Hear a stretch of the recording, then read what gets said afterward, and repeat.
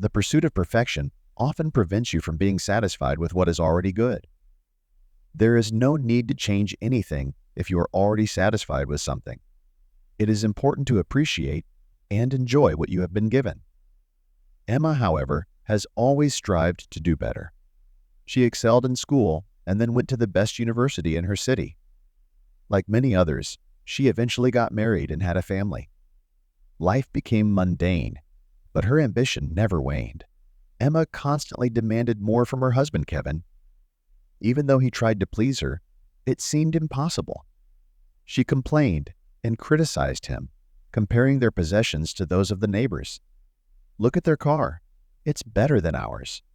Are we really going to drive this old car until we retire?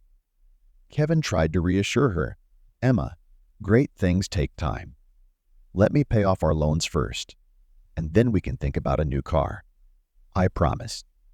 Emma replied, if we wait until we pay off our loans, it will take forever. Don't make promises you can't keep. Kevin asked his wife, why are you upset? Yes, our car is old, but it still works. Why are you crying? Emma replied, what suits you doesn't suit me. I want something better. She refused to calm down. These conversations happened almost every day, and the man was growing weary of coming home. His only daughter was the only reason he stayed with his wife, despite repeatedly considering leaving. He constantly reassured himself that everything would eventually resolve itself when he imagined such a scenario. Nothing changed, however, except for his wife's frequent disappearances and late arrivals. When questioned by her husband, the young woman would reply that she had been at a friend's house, and they had been talking late into the night. At this time, their young daughter was visiting her mother-in-law. The mother-in-law's name was Deborah. Kevin took his wife at her word and did not suspect anything wrong with her lateness. Moreover, Emma had become more balanced.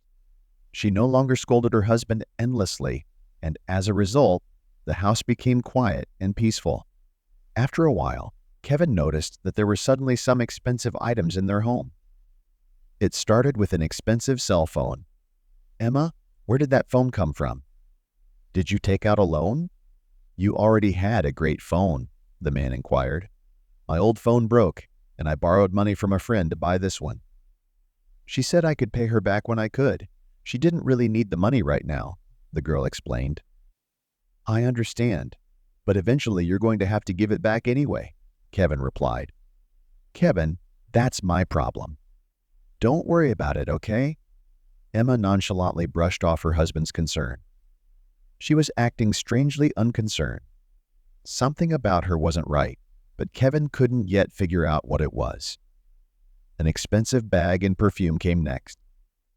And if a phone was needed to replace a damaged one, these items were just ordinary desires and nothing more.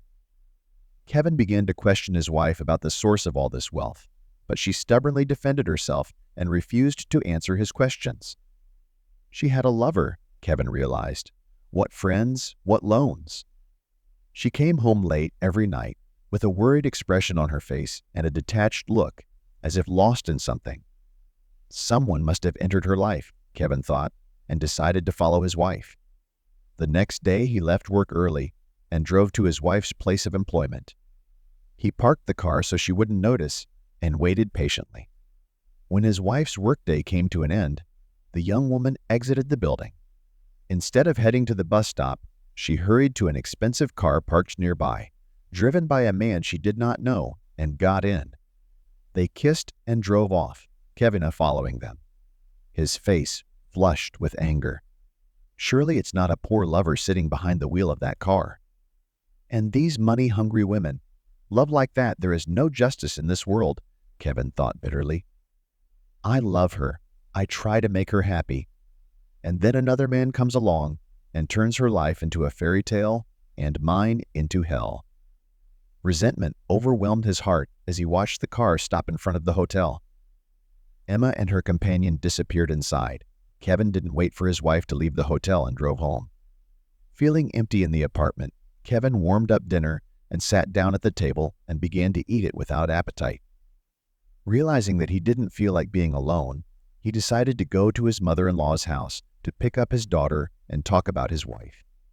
After quickly finishing his meal and packing his things, Kevin drove up to his mother-in-law's house. Deborah greeted him cordially, informing him that his daughter was already asleep after a tiring day. "Can I stay here tonight, and then my daughter and I will drive home tomorrow?" Kevin asked. "It's my day off, and I promised my daughter to go to the zoo a long time ago," said Kevin. In response, his mother-in-law asked him why he had decided to stay at her place in the first place. Kevin then explained that he wanted to discuss something with her, which made his mother-in-law wary. She wondered if there had been a fight between Kevin and his wife. However, Kevin clarified that it was about something else entirely. He struggled to start the conversation, feeling ashamed that his wife was cheating on him. He began to blame himself for the situation, believing that wives don't leave a normal man for lovers. Despite his hesitation, Kevin decided to confide in his mother-in-law. He told her that he had witnessed his wife meeting another man after work and going to a hotel with him. This revelation caused the mother-in-law to feel deeply ashamed of her daughter's act. She expressed her disapproval and asked why Kevin didn't intervene and get his wife away from her lover. Kevin explained that he was paralyzed with emotion and couldn't bring himself to act.